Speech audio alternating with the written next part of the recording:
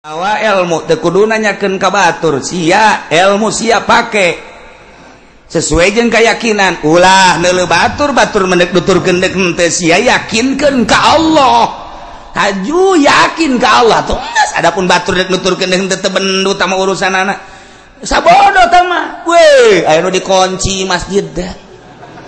aya nu teu meunang nahonan teh kikituan teh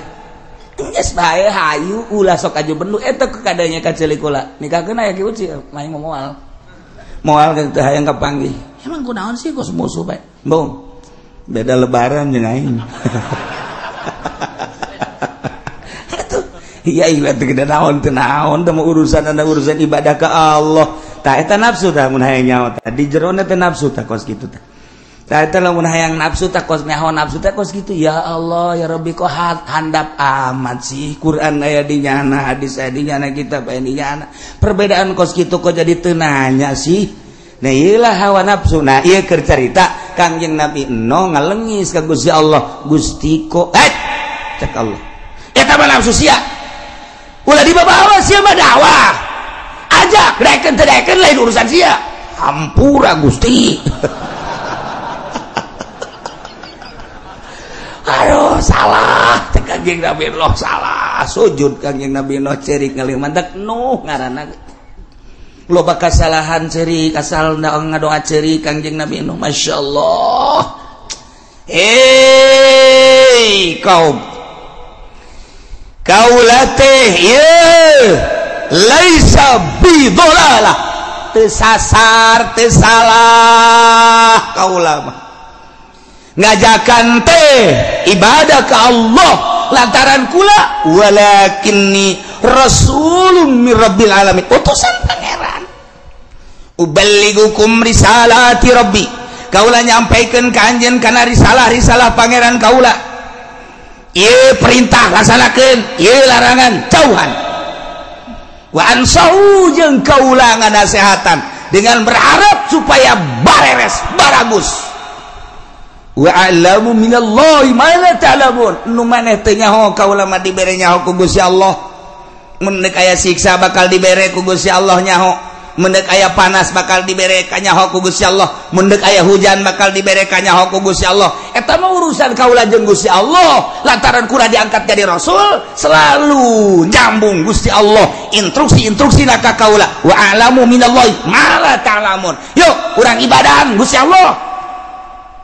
kumaha eta umatna aw ajibtum man ja'akum minal mir rabbikum ala rajulin minkum tetep bae umatna ngabageud bae ngabageud teu daekeun iman ka Gusti Allah endahan terus bae ngarautan kayunyeun patung aya patung anu keur diuk aya patung nu keur jongkok aya patung anu keur nangtung malah bobogohan anu ngacer datang ka kuari aya ih macem-macem teh patung teh dibabawa Kangjeng Nabi Nuh keur dakwah teh dulur sadaya kade ulah ibadah kasalian pangeran ibadahan pangeran allazi khalaqas samawati wal patung diacung-acung yeuh pangeran mah yeuh pangeran teu nyeri kumaha coba ya Allah ya Rabbi patung diais naon ngomong coba deui ubudullah coba deui nu bedas ubudullah nu bedas ubudullah ibadah sia ka Allah ye pangeran mah ye patung nyerin teh coba ya Allah ya Rabbi lain lalagan mantap Kangjeng Nabi begitu ngadenge kisah Kangjeng Nabi Nuh can sabaraha tuh ngabubungah ka hate Kangjeng can sabaraha horenganan dibandingkeun jeung Kangjeng Nabi Nuh mah aing mah kakarak dicaci dimaki sapira diciduhan horenganan Kangjeng Nabi Nuh mah ditararongton diedan-edan ieu teh kan bahasa Quran inna lanaraka fi dhalalim mubin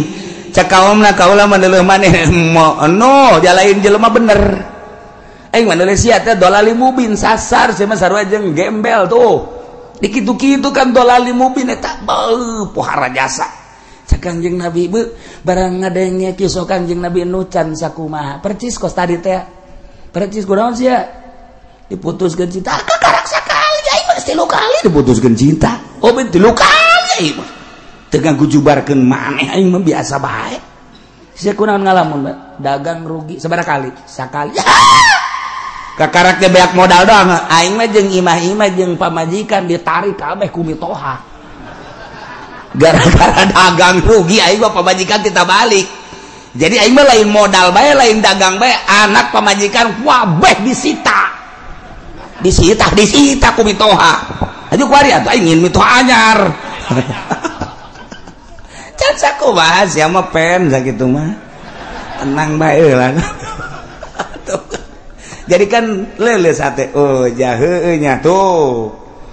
Bener oge. Masyaallah tah. Lamun aya nu saluhureun teh kos kitu tah. Urang can handako tiis Kangjeng Nabi ge barang dikisahkeun ku Gusti Allah tentang Kangjeng Nabi Nuh alaihi salam anu lain dicaci dimaki deui ke kabelah ditunaye. Ieu Kangjeng Nabi Nuh teh dibohongkeun, dijejeleh, diedan-edan, digembel-gembel. Tiis hate Kangjeng. Nu teu iman ka Kangjeng Nabi Nuh ngudag-udag Kangjeng Nabi pohara jasa. Wahyu tinggal wahyu, mujizat tinggal mujizat. Nungaran Abu Jahal mah geus ciciduh bae. Nungaran Abu Lahab mah geus kagenemes bae. Di mana bae ayana Muhammad dipiteskeun ku aing. Sampaikeun ka teangan Muhammad saanu bisa ngabunuh Muhammad bawa huluna ka dieu 1000 ontak ku aing sia. Lain lalakon pan lamun urang neuleuk kos kituna. Kangjeng Nabi dakwah teh dihenteu-henteu ge manusia nyeri. Padahal mah hanya tugas kok teu darekeun ariman gitu. Ai sugan urang mah ketika Kangjeng macakeun Al-Qur'an, macakeun mujizat, jelema muhun kabeh, sumuhun kabeh, iman kabeh, henteu horenganan. Nah ieu mah keur carita Kangjeng Nabi teh nyeri, masyaallah, pohara jasa, teu iman jelema. Dibacakeun ayat, dibacakeun mujizat Al-Qur'an teu iman. Nah, untuk menghilangkan kanyeri hate Kangjeng, untuk menenangkan kesedih Kangjeng, Allah mere dongeng-dongeng, caritaan-caritaan nabi-nabi nu baheula. Abe hate Kangjeng Nabi tiis karasana. Pertama di dieu ngadongengkeun tentang Kangjeng Nabi Nuh alaihi salam. Tapi ieu mah nu singkatna ge dihareup nu bakal panjang nam. Ieu mah sakadar penenangan jang Kangjeng Nabi doang. Cerita singkat ulah panjangna dihareup. Ieu mah pangbeberah panenang-nenang ka Kangjeng Nabi supaya Kangjeng Nabi oh jaheu horenganan. Jadi tenang. Fokus urang dagang sekali di modalan 100 juta beak 50 juta rugi, didagangkeun deui 50 juta rugi 30 juta, didagangkeun deui 20 juta rugi deui tinggal 1 juta. Tinggal 1 juta kumaha ngalamun bae nyana di imah dia kolong Pak. Lamun eta bisa sasada hulu lamun sasada kada ge kurang Bang bara mah eleh di dieu tah nyana keur puyeng jol ya kolot datang kan kunaon sia pen ya kira ya dagang kunaon dagang ambalaya sakeuna ambalaya kunaon atuh modal 100 juta beak 50 juta dibalanjakeun deui beak 30 juta bejalkeun deui beak kuat tinggal 1 juta. Can sabaraha tah mah pen sakitu mah. Can sabaraha ya lalakon aki baheula. Aki teh dagang teh tuh hektaran tuh dijual pakai dagang ke Jakarta. Nu di imah mapan ngarep-ngarep, datang pertama rugi, datang kedua rugi, beak ku aki dijual jeung imah-imahna, hatta pamajikan dijual pen. Jeung pamajikan ku abeh dijual. Ai aki meuli deui nu anyar. Wah si aki bolon teman. Pan tenang tah. Oh jaheuh, teu sabaraha. sama sapira modal doang aki maka jeung imah-imah beak. Kok jadi lebih parah pan urang aing mah masih untung kene tuh untung kene saksi epen teh aing untung kene sakitu untung kene aki bajeng imah-imah beak babeh geus jeung pelataran-pelataran pokona angkat kaki bae gitu. Tah lamun dibandingkeun jeung eta ngarasa untung kene aing mah jasa juta ya kene imah can dijual ngan moal kebeli ge kajual ieu tah ge aya tah nu nganasehatan kan ngeunaheun tah anu lebih parah nah ieu ge Kangjeng Nabi supaya tenang tentrem didongengan ku Gusti Allah Nabi nu baheula Masya Allah karita mantap urang lamun nganasehatan teh kos kitu ka jelema teh sia kunaon ngalamun bae aduh ceukna teh kunaon ngalamun bae sia edan sia ke ulah sok dilamun kunaon atuh saminggu deui kawin hajo dijokot batur aduh mangkaning jalinan cinta kula geus 2 tahun eta pan bisa dicokot ku batur atuh meureun leuwih kasep leuwih sugih manan kitu ge ulah kieu atuh pantas nya situ mah leuwih kasep leuwih sugih atuh sia maja beungeut perang kitu atuh pan nyeri hate eta ulah kitu atuh kana sehatan mah dunia teh sedaun kelor. Emang awewe nyana doang ulah sok aju dilamun sia hayang nu putih ku aing diajak ka Lampung adat gede masalah hayang nu hideung ku aing diajak ka Brebes ya ambal aya di tukang bawang melulu ayo sia hayang ka mana tenang ya sia mah kakarak ditinggalkeun sakali aing mah baheula pertama bobogohan pas dek dikawin batur kahiji aing ya hampir frustrasingan ditenang-tenang bae bobogohan kadua kali begitu dek dikawin deui ku bapana teu meunangeun nya nyahoeun aing teu boga pagawean bar harita atuh pan nyeri bae katilu kali aing dek kawin Masya Allah tipes bae tuh ieu mah nu kuari eta mah aya bae pamajikan aing tuh nu aslina mah pan nu baheula siapa can sabaraha emang kos kitu siapa kakarak sakali tenang 2 kali deui sia ge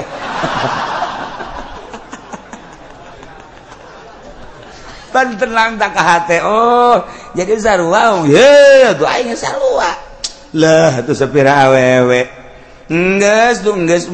bae bikeun bae neangan deui make dilamun sagala rupa awak geus kuru kieu sia aing dah 3 kali aing mah teger keneh bae kan ngeunaheun kana hatena ngeunaheun coba lamun nganasehatan atuh sia sih tadina tuh kunaon diantepkeun heueuh nya tuh aing ge milu mikiran ka sia tah makan ngaranna eleh kos kitu mah eleh gitu kan deuk kumaha urang kadukun pan kudu make modal wiridan ban sia lain ahli wirid geus kieu mah geus mancak aing mah mendingan ngagejeburkeun ka sumur atuh tambah setan nya keur kasupan setan ditambahan ku jurig bisa terjadi eta teu bagus teh penasehat kos kitu tah nu tadi nu hebat mah sia putus cinta ditinggalkeun ku kabogo ya emang nyana doang awewe hayu jeung aing ditiir ku aing sia bau alabatan sudah dipikiran kos kitu mah ayu jeung aing hayu sia tah dongeng aing nu pertama kos kitu nu kadua katilu katilu ja biasa bae komo dibere urang nasihat maka tauhid mah heuy geus aya tulisanana ti Lauhil Mahfuz muantep ye atuh kunaon bahwa calon pamajikan sia dibawa ku batur geus aya tulisanana pan sia aya salat sok dibaca wa bil qadari khairihi wa syarrihi minallahi ta'ala hartikeun tah tauhid tah jijaheuh nya tuh geus ulah sok dipikir hayu jeung aing nganjang penting ayo jeung aing geus pokona mah asal aing modalan ku sia tah eta kan ngeunaheun nasihat ieu ge kitu maksudna model kos kitu endek nasehatan Kangjeng Gusti Allah ngabungungah Kangjeng melalui neuleu nempo ka kisah-kisah nabi-nabi nu baheula aya persamaan Kangjeng Nabi Nuh ge nabi Kangjeng Nabi Rasul Kangjeng Nabi ge Rasul cik coba laqad arsalna nuhan ila qaumihi faqala ya qaumi ibudullah. Gusti Allah nurunkeun Kangjeng Nabi Adam ka alam dunya nu kamari kurang geus didongengkeun. Kangjeng Nabi Adam teh cicing di nagara Hindi. Siti Hawa pamajikanana sakali ngalahirkeun teh dua.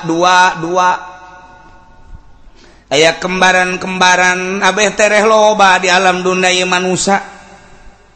Terus anak baranakan dikawin-kawinkeun deui anak Kangjeng Nabi Adam kembaran nu ieu dikawinkeun ka kembaran nu ieu.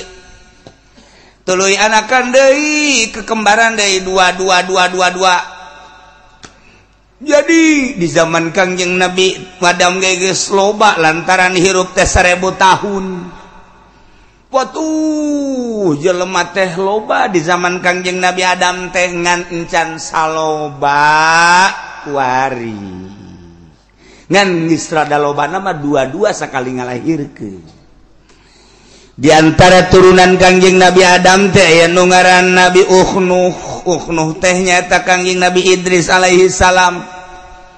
Kulantaran Kangjeng Nabi Idris mah teu lila di dunyana diangkat ku Gusti Allah ka langit ka 4 kuari aya di ditu.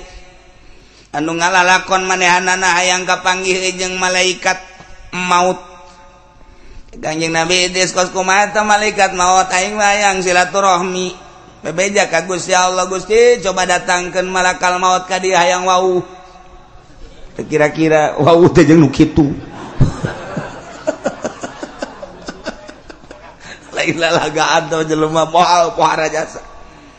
Datang, Waalaikumsalam, saya abdi malakal maut dia dongeng singkatna ke panjangna di hareup. Malakal maut, alhamdulillah. Aya naon kula diutus ku Gusti tidak datang ka dieu. Hayang nyaho paeh kos kumaha. Nggih. Cek malakal maut sok jadi paula pake lalagaan maut mah ulah pake lalagaan teh nyeri. Hayang nyaho nyerina. Coba kos kumaha hayang nyaho me, hayang nyaho nyerina me kos kumaha. Ih, ulah sok pake lalagaan teh teu meunang. Bedakeun ka Gusti Allah. Nyobaan gitu aing nu ngaran Idris. Ambo. Kira-kira aja bebeja malakal maut DP ka Gusti. Cobakeun ayo. Cobakeun cabut. Teu kebal diasupkeun deui. Hudang. Kumaha itu? Sabulu-bulu nyeri jas. Aduh. Oh tanding nama geus nyerina sabulu-bulu nyeri lain lalagaan. Embung aing nyobaan deui embung jageun. Ada tah mah. Aduh. Aing paeh geus sakeuna. Aing neuleuh neraka. Ye atuh pada aja paeh mah ka neraka. Neuleuh heula bejakeun ka Gusti Allah aing ka neraka kitu. Ye ka neraka mah kan kudu paeh heula kan geus tadi.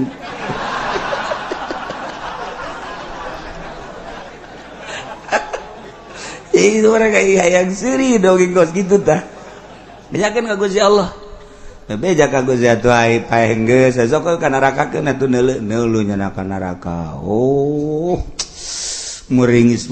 Kangjeng Nabi di neuleuh neraka ku pohara-pohara teuing cekeun ka neraka. Beres. Antar ka surga aing. Ye, sok hajukan terusan cekeun. Sorga sakideung moal kebal hayang nyaho doang cekeun teh. Teu meunang ieu mah sebab nu boga kuncina nu ngaran Muhammad Nabi akhir zaman. Alah cekeun teh eta mah engke urusanana. Ieu mah hayang nyaho doang sakideung moal kebal paeh geus ka neraka geus. Ieu balik ka surga. Atuh bebecari ke Gusti Allah bebecari teu naon moal kebal-kebal cekeun. Gusti Allah asup ka surga. Teu daek indit nyana di handapeun tangkal kayu. Aduh angin sing hiliwir sarareungit bubuhan jeung sajabana. Itoel ku malakal maut. Hayu balik heula cekeun. Betah keneh cekeun. bisa geus mah kudu indit bae kudu indit kajen geus aya waktuna geus waktu jol bidadari waduh ieu saya ieu ieu penghuni surga bidadari jang saha ya jang jelema-jelema nu asup ka surga anu dagangna jujur nu ngiaina jujur nu marentahna jujur nu tani jujur sesuai jeung aturan ieu ka dieu ih jadi jam mantep jasa ya guys ya ini kan itu malaikat aing moal keluar deui cak jana nggak saya pada di dia bae kajen ngomong gitu deh aing dicarekan cak malaikat emang kumaha lalakona ke ayeuna nu carekan tetep keluar be moal aing mah pan kudu pae heula geus aing pae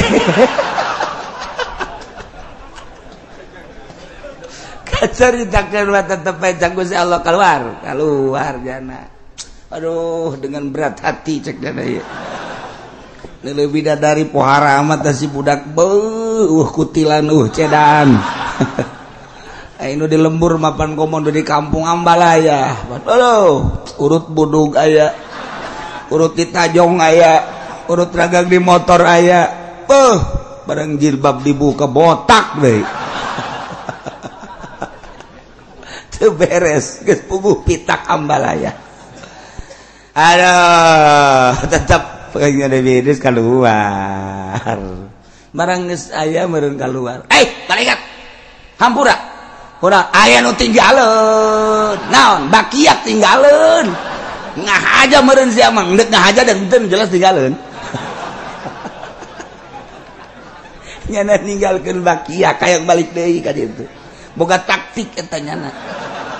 Masya Allah guys tak ieu keur carita ke panjangna di hareup ieu mah Kangjeng Nabi Idris turun deui biasa akhirna manehanana diangkat ku Gusti Allah ka langit ke di hareup ngan turunan eta boga anak lah Nuh turunan Kangjeng Nabi Idris Nuh jadi Kangjeng Nabi Nuh teh ngaran asli nama Abdul Ghaffar Ibnu Malak jadi Nuh bin Malak bin Lamak lain Malak bin Lamak bin Mutawsalah bin Ukhnuh teh wa huwa Idris alaihissalam jadi deket keneh Kangjeng Nabi Adam teh kapan ngadoa ka Gusti Allah ya Rabbi abdi hirup teh parantos sepuh Gusti dakwah abdi teh ngalalakon piwarang ku Gusti nyampekeun di salah teh parantos saaya-aya ka anak incu abdi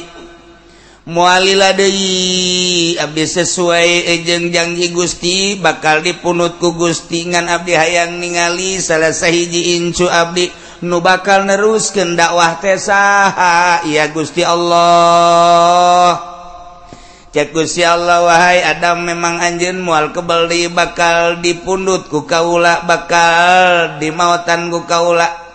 adapun lincu anjeun nu bakal neruskeun lalakon anjeun teh engke aya ti turunan Nuh yakni Idris di mana-mana turunan eta lahir maktunan parantos di sundatan eta nu bakal neluskeun dakwah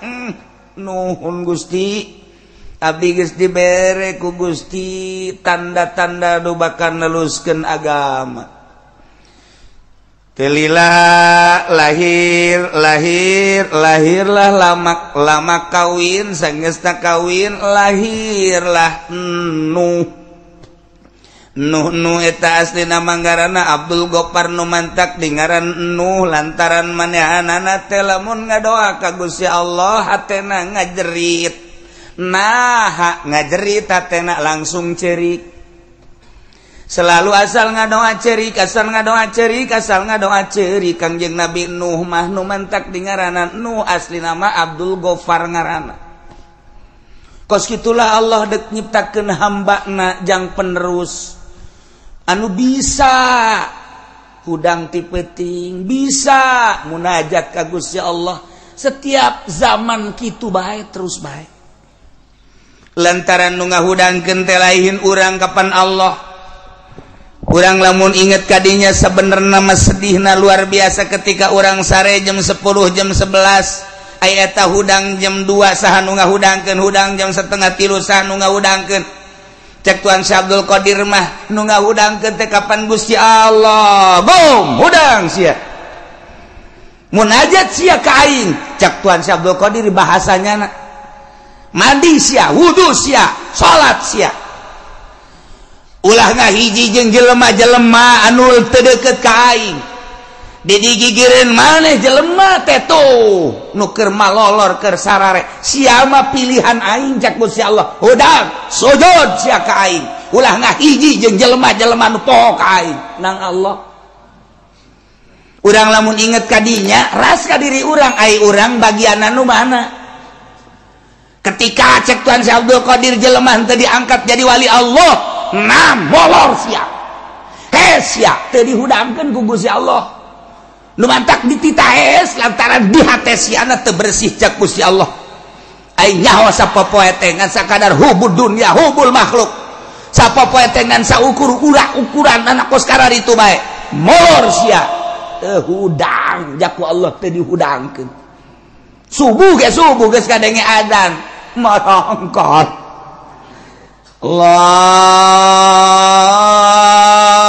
akbar Allahu akbar bandeng awan teh sejudah dicocokan jeli teu boga bagian nam molor cak Allah ya Allah ya Rabbi ketika orang dihudangkeun ku Gusti Allah titih misah jeung jelema nu sarare berarti jelema pilihan lain sabarangan di tengah-tengah kesibukan berangna nu ngajar teh nu dagang teh nu di kantor teh ketika dipilih ku Gusti Allah bisa bae hudang tengah peuting seakan-akan hudang sia mah ulah ngahiji jeung nu hees itu mah jelema-jelema anu jauh jeung aing sia mah pan deukeut cai hudang hayu geura hudang dihudangkeun ku Allah nah Kangjeng Nabi nu asal ngadoa kurucut cai mata asal ngadoa kurucut cai mata urang ge sering ngurudkeun cai mata di mana-mana nelemio can kabayar kurucut cai mata nelapan sa asana ditarik ku dealer kurucut cai mata ningali kawewe di Ciduhan urang gawean urang bogoh kurucut cai mata urang mah urusanna kos kitu malulu ketika bisnis pembebasan tanah urang milu jeung calo ai praktek tadina urang aya saeutik mah lah 50 ge lumayan sameter begitu bat dibayar orang tadi bere kurucut jai mata orang mah urusanna kos kitu balulu teu pernah ngadua Gusti dosa abdi be sakolong langit pinuh ku dosa abdi be mun abdi paeh teu dihampura Gusti meureun dibeuleuh kurucut jai mata urang mah kitu teh sakieu ge urang ngaji bae teu da ceurik atuh komo si eta istilah pokoknya si eta lah tuh ada kuah ya Allah iya begitu lahir ke alam dunia barosot kacaritakeun aya hiji bayi lahir ke dunia makhtunan parantos disundatan lapor ka Kangjeng Nabi Adam langsung ngadoa cundukana waktu ninggangkana mangsa Gusti abdi teh dijanjikeun ku Gusti di mana geus aya hiji bayi nu dilahirkeun parantos disundatan abdi mualami deui ngalayat Kangjeng Nabi Adam ka Kangjeng Nabi Nuh diais disun ku Kangjeng Nabi Adam arangna disun pipina disun titip umat cek Kangjeng Nabi Adam lanjutkeun perjuangan aki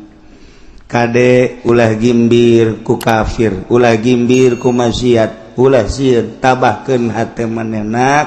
lanjutkeun perjuangan agama Allah nu saat ieu bakal aya di leungeun maneh dibikeun ka bapan kageteun bapan aku ngomong gitu sih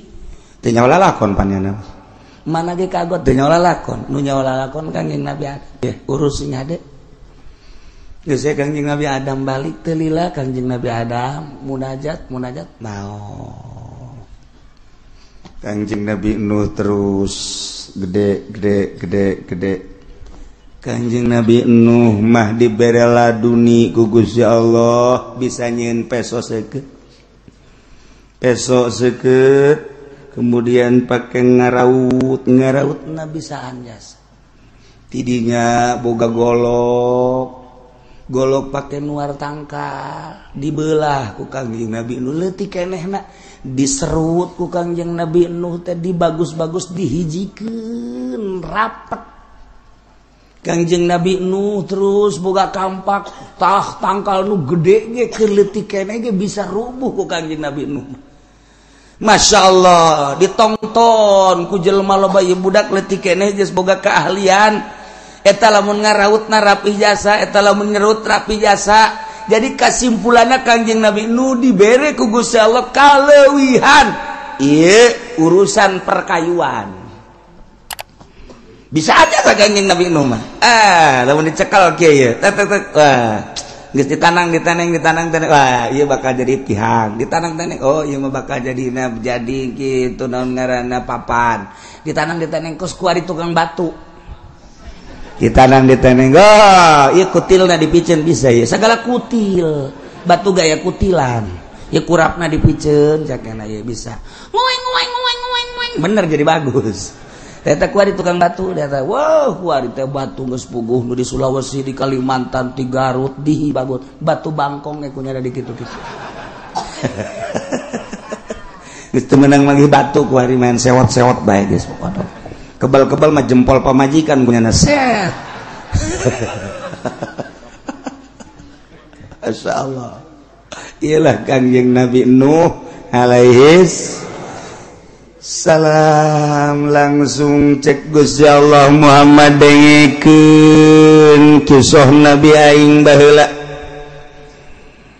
Demi Allah laqad yakti nyata jelas arsalna kaulan wagung utus Nuhan hiji hamba nu ngaran Nuh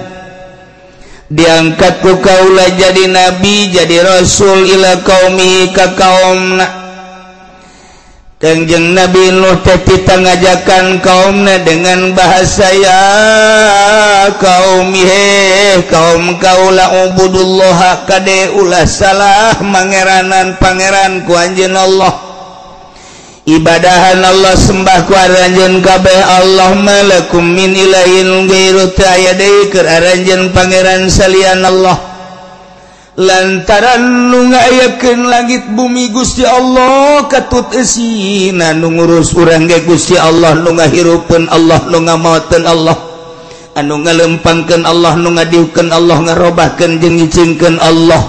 anu ngukur segala rupa urang teh Allah nu nyugihkeun nu nyusahkeun Allah anu bakal ngamaotan ge Allah bahagia jeung cilaka ge Allah nu mantap kade wahai kaum kaula kade ulah salah milih pangeran ulah batu dijadikeun pangeran ulah kayu dijadikeun pangeran ulah makhluk-makhluk Allah dijadikeun pangeran eta mah makhluk nu pangeran mah nu ngadamel makhluk anu namina asmana Allah subhanahu wa ta'ala. Kitulah Kangjeng Nabi Nuh.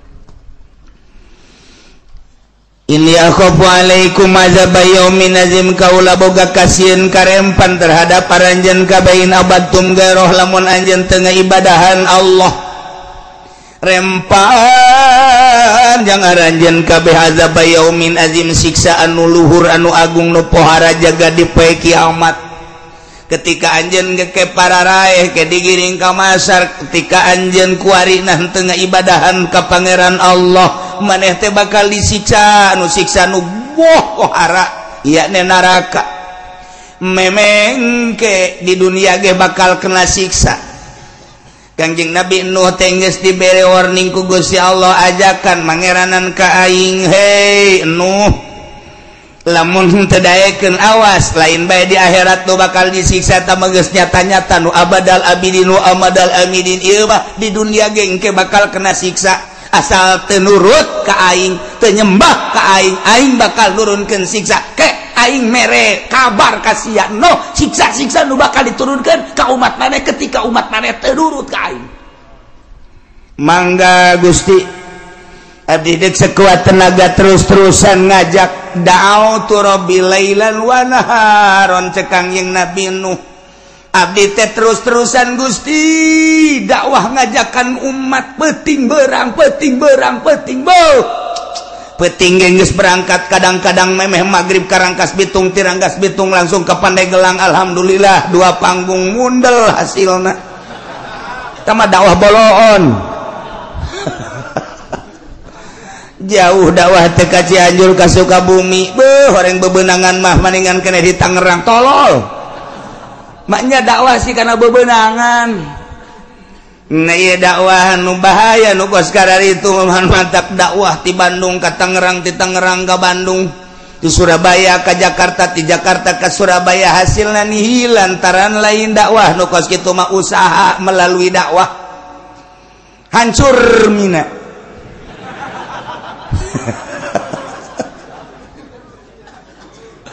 nah dakwah mah tiba heula ge la as'alukum alaihi ajra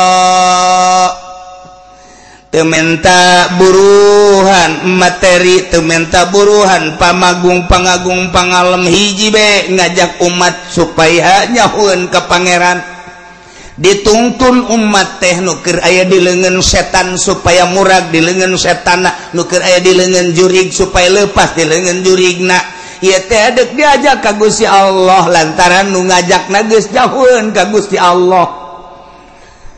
cacak-cacak diajak ku nu geus jauheun ka Gusti Allah ge jelema mengkol bae atuh komo lamun nu ngajakna encan jauheun ka Gusti Allah nyahueunana kana RP 000000 atuh mal beres umat kajen tetep bae nyana-nyana umat-umat Gila Kanjeng Nabi nu da'utu lailan wa naharan Gusti abdi teh ngajakan umat dakwah berangjeng peting tanpa pamrih terus bae cek Kanjeng Nabi Nuh ya kaum wahai kaum wa'budullah sing hade nyembah ulah salah sesembahan sembahlah Allah nu ngadamel langit bumi katut eusina termasuk urang dadamelan Allah malakum min ilahin gairu teu aya pangeran yang urang yang anjeun salian Allah inni akhafu alaikum azab yaumin azim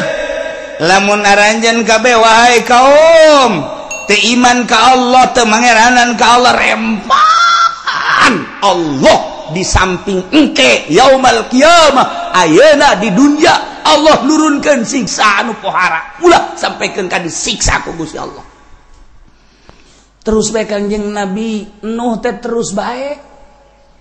dakwah teh masyaallah berang peti teu pamrih terus bae Kanjeng Nabi kumaha eta kaum ngomongna qalal malau min qaumihi inna lanaraka fi dhalalin mubin cek kaum-kaumna penggede-penggedena cek kaum-kaum elit-elitna cek pemimpin-pemimpin kaum na ngomong ka Kanjeng Nabi Nuh heuy Nuh kacapek-capek maneh teh dakwah kadeleuna teh menyingsingkan tangan luar biasa maneh berangjeng peuting ngajakan umat jakami mah innala naraka sanyana kaula kami neuleuh anjeun teh yakin ka anjeun teh fi dhalalim mubin sasar anu nyata anjeun mah jelema sasar kunaon ngajakan pangeran teu kadeuleu anjeun mah no jelema edan lantaran mangeranan kanu pangeran teu kadeuleu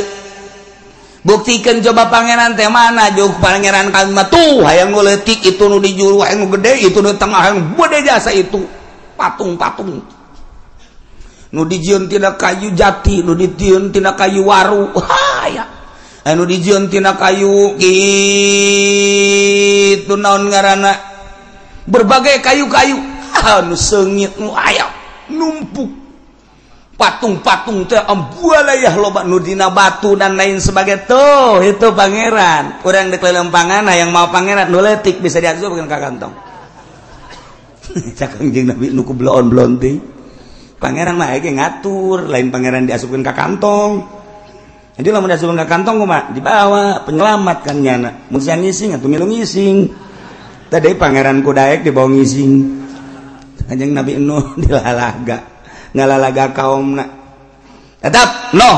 eren dakwah innala naraka fi dhalalim mubin kaula neuleuh maneh capek aing mah sasar sia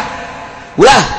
gas ulah dakwah sia ayo bandingkan bareng jeung kami kabehan ibadah mah tuh ka pangeran itu jelas nu real bae sih nu jelas ulah sok nu teu kadeuleu ieu mengajakan ibadah ka pangeran nu teu kadeuleu naonan anjing Nabi geus rada kanasehatan jijah heueuh nya horenganan baheula ge kos kitu geus aya persamaan aing diciduhan aing dicarekan aing dicaci aing dimaki aing dibunuh horenganan baheula ge kos kitu seuri Kangjeng Nabi hehe ya senyum Kangjeng Nabi masyaallah tuh kan cek Kangjeng Nabi nu ya qaumi laisa bi dhalalah walakinni rasulun mir rabbil alamin sok sembarangan maneh nyebutkeun dolal-dolal anu mubin ka kaula kaum kaula laisa bil dolalah kaula mah teh lain sasar teh sasar kaula mah walakinni rasulun mir rabbil alamin kaula mah utusan ti pangeran kaula teh utusan pangeran utusan Allah rasul kunaon nyasar-nyasar ka kaula ngablon-blon ka kaula ngaedan-edan ka kaula kaula mah rasulun mir rabbil alamin ya dengekeun uballigukum risalati rabbi wa ansahu lakum wa a'lamu minallahi ma la ta'lamun uballigukum kaula nyampaikeun ka anjeun risalati kana risalati rabbi risalah pangeran kaula amanat cak Gusti Allah ieu lakukeun sing nurut ieu larang sing jauhan seluruh perintah disampaikan risalah seluruh larangan disampaikan supaya udah dilaksanakeun ieu kaula nyampaikeun risalah pangeran ka anjeun kabeh wa ansahu jeung kaula nganasehatan ka anjeun dengan tujuan supaya bararagus rarapi hirup di alam dunia teh sakedeung bakal berhadapan langsung jeung Gusti Allah jeung kieu deui wa a'lamu minallah ma la ta'lamun kaula nyaho ti Gusti kana naon nu ku anjeun teu nyaho sebab omongan kula mah langsung ti Gusti Allah melalui mukjizat melalui wahyu omongan kula lain nang ti kula tapi nang ti Allah maneh mah teu nyaho kula mah nyaho nu kumaneh teu nyaho kula mah nyaho sebab kaula langsung ti Gusti Allah dibere wahyu jeung mukjizat dengekeun tuturkeun tetep kau bohong Nuh bohong lain rasulnya nama edan jelema teu puguh teu karuh nya nama lain wow Kangjeng Nabi Nuh asal dakwah ditaringgalkeun masyaallah sabaraha taun Kangjeng Nabi Nuh dakwah dina alfiah dijelaskeun najau ya rabbi nuhan wa mastajabda lahu bipulkin mahirin fil yami masuna wa sayadu bi ayatin mubayyina fi qaumihi alfa amin ghairu khamsina dakwah Kangjeng Nabi Nuh 950 tahun eueuh nu iman coba eta 950 tahun nu iman anak mage teu iman anak nu jangan nu ngaran Kanan teu iman ka bapak bayangkeun ku urang coba lain dakwah bubulanan lain dakwah tatahunan 950 tahun ngaprak Kangjeng Nabi Nuh di India langsung Kangjeng Nabi Nuh ke Pakistan di Pakistan ngaprak Kangjeng Nabi Nuh terus ka dieu ka Mesir Mesir terus ke Yordan terus ke Irak terus ke Iran Kangjeng Nabi Nuh teh ratusan tahun dakwah sementara manusia kakarak aya di jazirah eta bae India Mesir Pakistan Yordan negara-negara tertua Amerika can aya harita mah Inggris can aya Jerman can aya benua Amerika can aya dina ayana ge kakara kecel can aya penghuni nu aya penghuni pertama mah eta bae Timur Tengah Irak Iran terus ka Maroko kalau begitu terus ka Mekah ka Madinah di mana Kangjeng Nabi Adam waktu dirunkeun di India titah kitu neangan Siti Hawa kapanggihna di Arafah kemudian tidinya langsung ke Mekah Baitullah ya kakarak ge batu doang segede parita kita tawaf Kangjeng Nabi Adam didinya kakarak batu doang tidinya berangkat Kangjeng Nabi Adam terus ke Syria Sam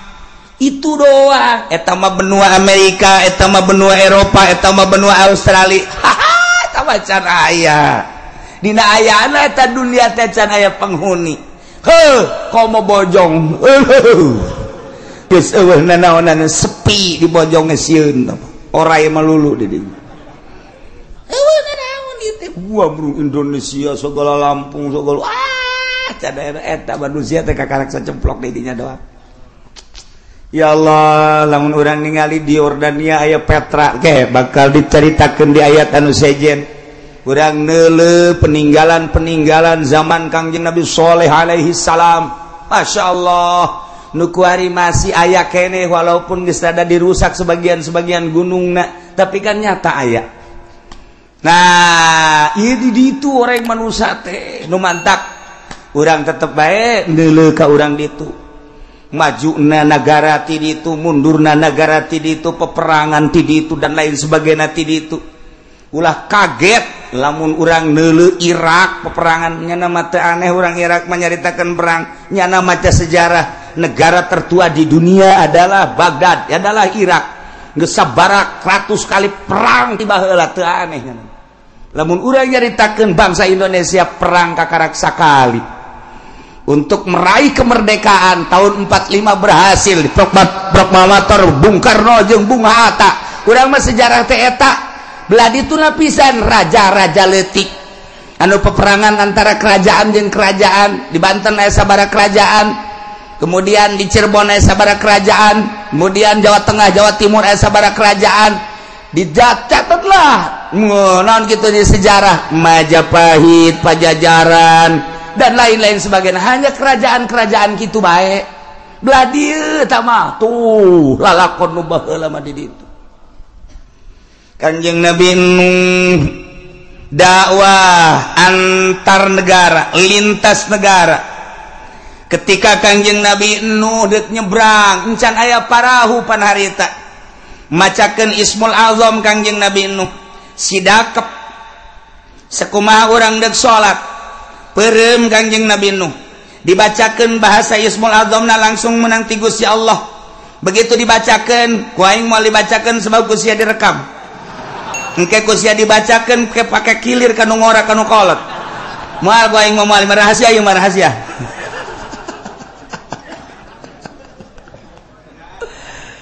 ini jadi dibacakeun ku Kanjeng Nabi Nuh set sakali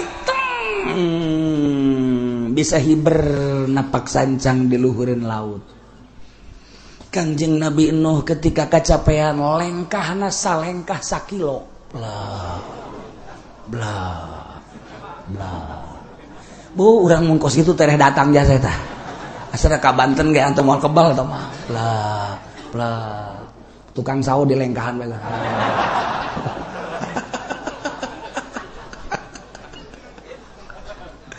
Awan lu hese Gusti Allah ketika neuk menghendaki ka umat takeur mah jarangkung gede baheula haju jelema cecemplokan kapan di India di Pakistan di Mesir di Yordania Irak kemudian Iran kemudian Syria geus araya di zaman Kangjeng Nabi Nuh teh cecemplokan lantaran 1000 tahun masa Kangjeng Nabi Adam alaihi salam dua incuan baranakan anak baranakan cecemplokan ditugaskan Kanjeng Nabi Nuh teh titah ngajakan ibadah ka Gusti Allah tapi 900 tahun 950 tahun nu iman datang ka Kanjeng Nabi Nuh kalepasan ngadoa Gusti abdi tepan utusan Gusti da'utu rabbi lailan wa naharon tapi kieu-kieu teuing Gusti eueuh hiji-hiji acan iman siksa abek. Kalau pasan ngomong nyana ge haju ngabalir siksa ulahnya. Pohara peneta antar negara lintas lempang dibere ku Gusti Allah Ismul Azam. Jang napak sancang, jang hiber, jang lengkah luar biasa. Nu mantap kuari kumun kurang diwirid eta wiridan eta. Ya Allah. Wirid ku urang, perem. Bentak di dinya keneh.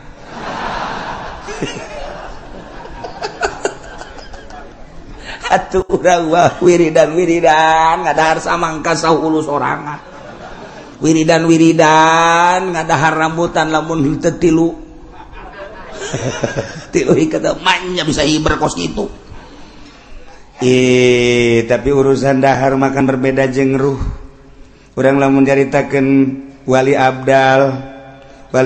teh yartahiluna limakanin ila makanin akhar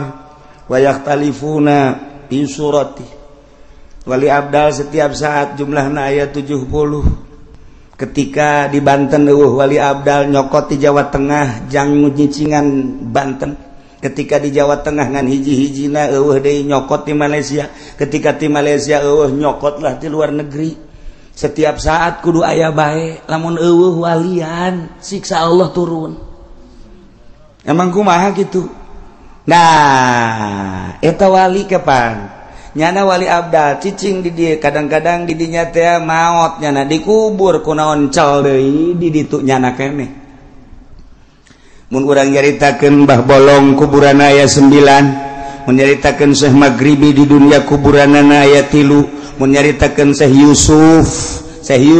putra daripada Syekh Maulana Hasanuddin di dunia kuburanna aya 7. Emang di Banten doang atuh lain kuburan Syekh Maulana Yusuf teh.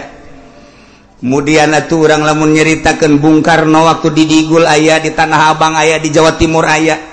Urang lamun nyaritakeun belah dieuna ngan teu meunang dipanjang-panjang we cerita Gus Dur waktu kerja Australia pas kabeneran Syekh Munawir Kiai Munawir maot aya di ditu.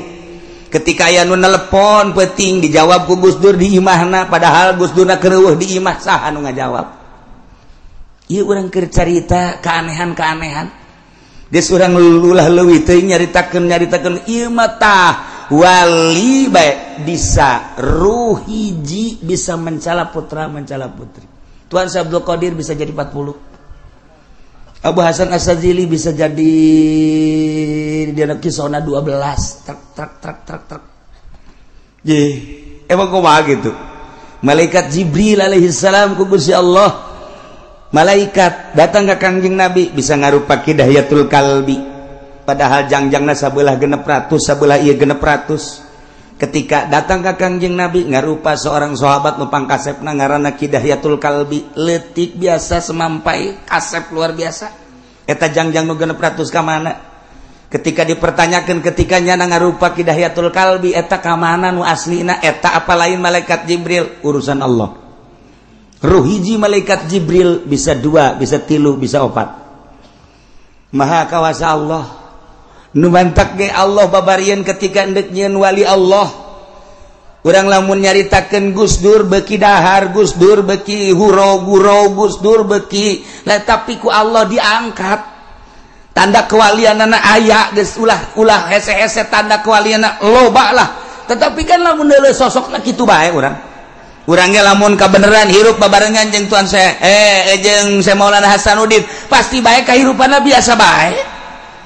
Tapi kapan karomana lain lalagaan. Urang lamun babarengan jeung Syekh Syarif Hidayatullah meureun biasa bae wali teh. Ja eta mah urusanna batin, urusan Allah. Lamun urang nyaritakeun tentang wali aya nu di gunung bae, anu di leuweung bae, aya nu teu daek kitu bergaul jeung masyarakat eta mah wali-wali anu leutik pangkatna. Nu di gunung bae, wali teh di leuweung bae, wali di jero imah bae, wali leutik pangkatna. Lantaran nyana teu ngurusan umat. Wali nu istimewa mah nyana diangkat jadi wali, umat kaurus ku nyana. Emang geus kitu bae diciptakeun ku Gusti Allah, teu boga kasieun, teu boga kariweuh, teu boga kaprihatin. Nyana mah seakan hirup babarengan jeung Allah, ngan ditugaskeun ku Allah titah nyampaikeun ka umat. Hampangeun Gusti Allah mah jelemana nyana daharna beuki tapi peuting hudang babari. ras ka diri urang penting molor baik maca Quran saayat heuai ngadaengkeun ngaji mun teu bari ngopi teh jalan dek ngaji geus pas ini jeung tukang wuduk heula dan lain-lain sebagai jauh amat sih urang mah kos kitu amat sih ketika salat asana bareurat amat neuleuh nu berjamaah asing urang mah oh bisa kos kitu urang mah sakitu diberena ku Gusti Allah lamun nu diangkat ku Gusti Allah tuh babarieun jeung hampangeun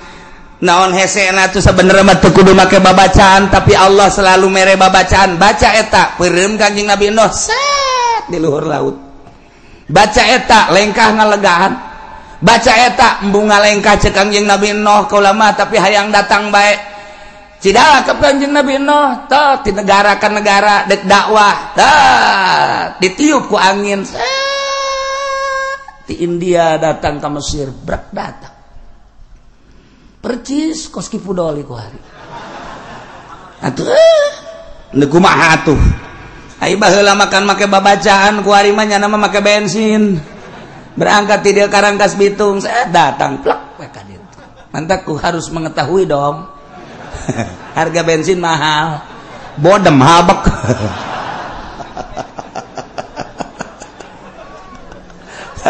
jauh jasa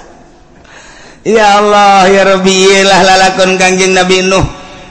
teu aneh Allah dek ciptakeun makhlukna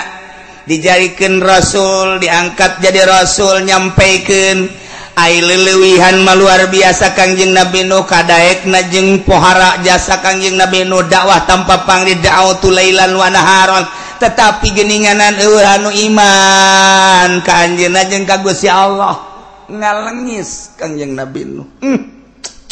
kurang kumaha Gusti tugas maneh mah lain kitu cek Gusti Allah dakwah deken jeung teu deken urusan aing urusan umat siapa dakwah ulah sok ngalengis teu meunang emang Gusti abdi ngalengis nafsu ketika maneh dakwah kemudian maneh ngalengis kok teu daek narurut eta lah nafsu jan nurut jeung teu nurut mah tah urusan lain urusan maneh urusan umat jeung urusan aing tah mah urang ge ketika urang dakwah kok batur teu narurut nafsu urang eta tah mun hayang nafsu di dinya tah urang yen pondok pesantren teu daekeun dararatang ye santri nafsu ai sia mah pokona mah ulah mikiran kos kitu cak Gusti Allah ayo deuk yen pondok manyen pondok bae santri make ku aing didatangkeun mun aing hendeuk mun aing henteu atuh sia mah sia bae ibadah ka aing hese-hese amat kudu make tabel segala menerima siswa baru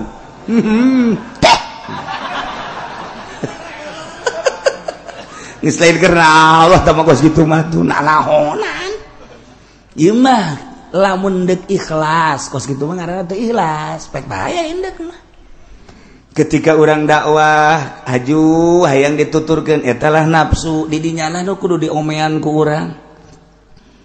tuh aya perbedaan urang jeung kiai anu ku haju urang na bendu eta lah nafsu ngaranna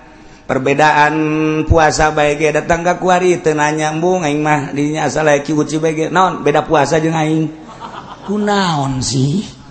ibadah ka Allah nu deuk dari mana Allah kok bendu ka kula mah teu pernah bendu ka sasaha ge adapun perbedaan itu masing-masing bae ge Allah nu narimana aya nu embungeun datang ka imah kula teu hayang aing mah ka imah ki uci kajian kumaha datang ka paeh aing mah nar karugi-rugi sia goblok jia tuh naon aing mah rugi henteu naon henteu ngan paling aing mah teh dibere jeruk doang ku sia tuh rugi kabehan we tungtung nama eta aya kiai nu geus kitu ulah mun aya tetangga urang kitu nasehatan ulah ibadahna ti ku Allah nu deuk narimana Allah adapun urang jeung urang atuh biasa bae perbedaan maju biasa tuh kok jadi perbedaan kos kitu kuari aya nu embungeun nikahkeun asa aya ku uci moal aing mah moal kajian kuku kunaon puasana beda jeung aing lebaran beda riweuh aing mah cenah kiana ya Allah can nyaon nu salah saha nu bener saha eta mah sesuai jeung keyakinan lantaran dina ilmu thariqah mah bawa ilmu teu kudu nanyakeun ka batur sia ilmu sia pake sesuai jeung keyakinan ulah neuleuh batur mendeuk nuturkeun deuk teh sia yakinkeun ka Allah haju yakin ka Allah tuh geus adapun batur rek nuturkeun deung teu bendu tama urusan anak sabodo tama we aya nu dikunci masjid dah aya nu teu meunang nahonan teh teh kikituan teh geus bae hayu ulah sok aju bendu eta kadanya ka ceulik ulah nikahkeun aya kieu sih main moal teh hayang kapanggih emang kunaon sih kos musuh bae bong beda lebaran jeung aing iya iya teh gede naon teu naon teh urusan ibadah ka Allah tah eta nafsu tah mun hayang nyaho tah di jerona teh nafsu tah kos kitu tah tah eta lamun hayang nafsu tah kos nyaho nafsu tah kos kitu ya Allah ya Rabbi kok handap amat sih Quran aya di nyana hadis aya di nyana kitab aya di nyana perbedaan kos kitu kok jadi teu nanya sih nah iyalah hawa nafsu nah ieu keur carita Kangjeng Nabi no ngalengis ka Gusti Allah Gusti ko cek Allah eta mah nafsu sia ulah dibawa sia mah dakwah ajak deken teu deken lain urusan sia hampura Gusti aduh salah cek Kangjeng Nabi Allah salah sujud Kangjeng Nabi Allah cerik ngalih mantak nuh ngaranna loba kasalahan cerik asal ngadoa cerik Kangjeng Nabi Allah masyaallah kaum kaulateh ye laisa bidolalah tesasar tesalah kaulama ngajakan teh ibadah ke Allah lantaran kula walakinni rasulun min rabbil alamin utusan pangeran uballigukum risalati rabbi kaula nyampaikeun ka anjeun kana risalah pangeran kaula ieu perintah laksanakeun ieu larangan jauhan wa ansau jeung kaula nganasehatan dengan berharap supaya bareres baragus wa a'lamu minallahi ma la ta'lamun nu maneh teu nyaho kaula mah dibere nyaho ku Gusti Allah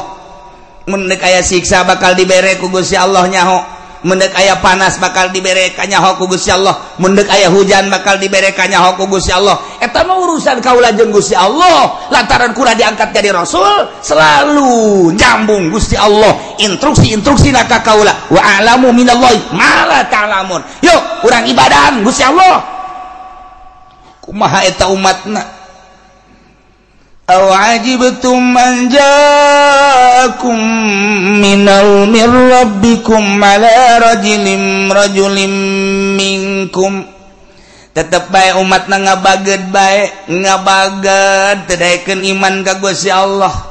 endahan terus bae ngarautan kayunyeun patung aya patung anu keur diuk aya patung nu keur jongkok aya patung anu keur nangtung malah bobogohan anu ngacer datang ka kuari aya ih macem-macem teh patung teh dibabawa Kangjeng Nabi Nuh keur dakwah teh dulur sadaya kade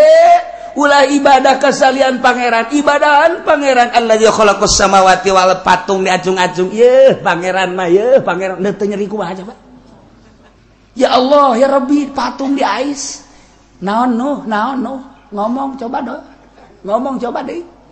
ubudullah coba deh nu bedas ubudullah nu bedas ubudullah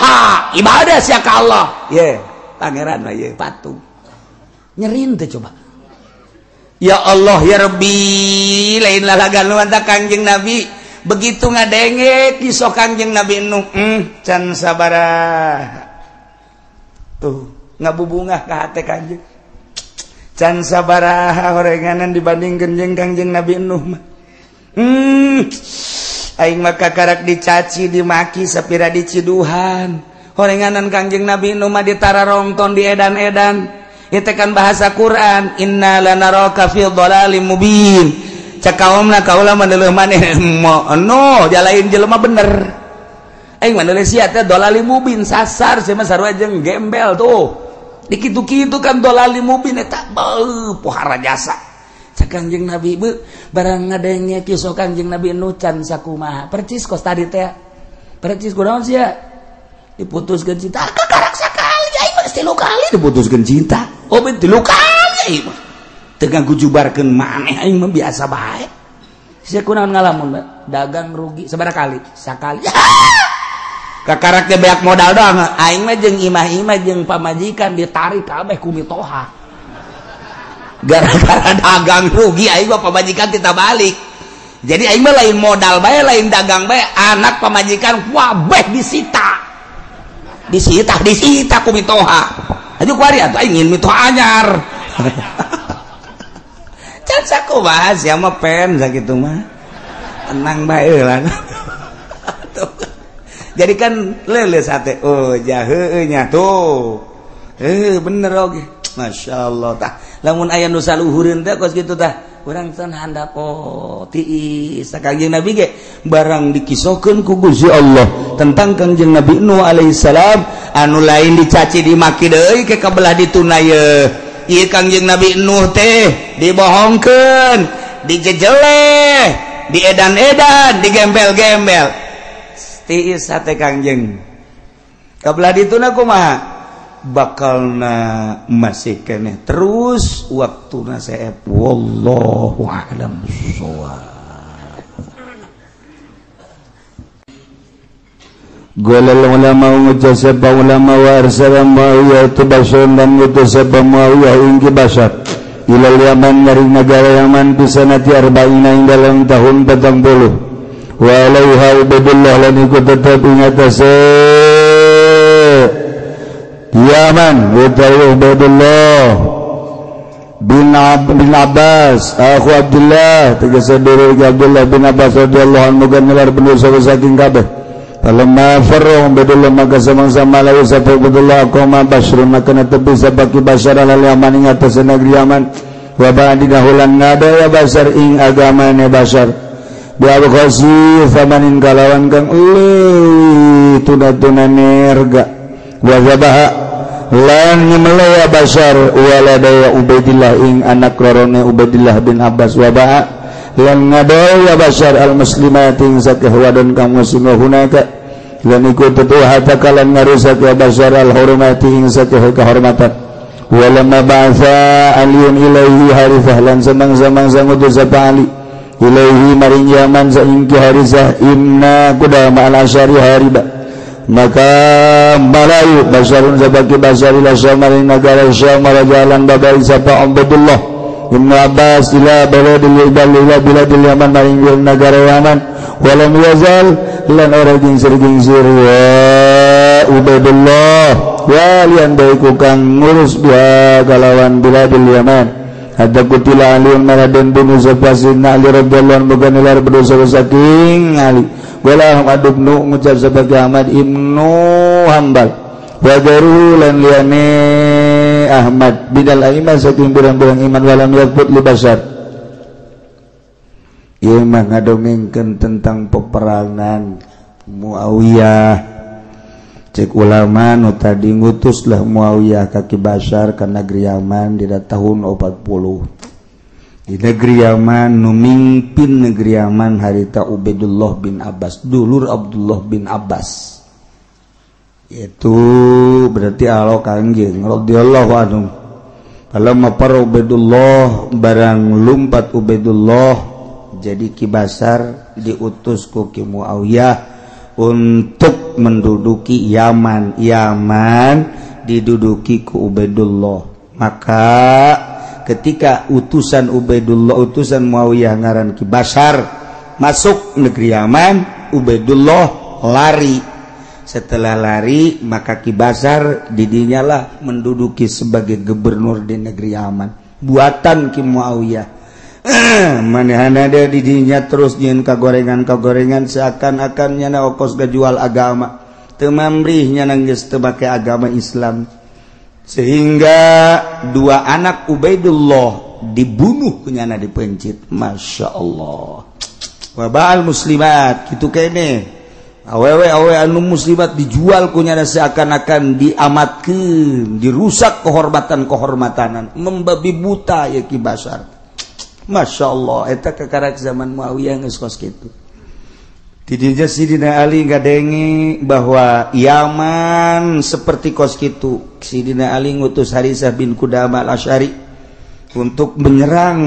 kitu Basar ke negeri Yaman. Diseranglah harita Sidina Ali kapan di Najab berarti di Irak. Nah ka Syria ka ditu ka Syam ya langsung serang lupatlah Bashar eleh kucat kacir ka Syria. Faraja Ubaidullah bin Abbas kembali deui Ubaidullah bin Abbas ka negeri Yaman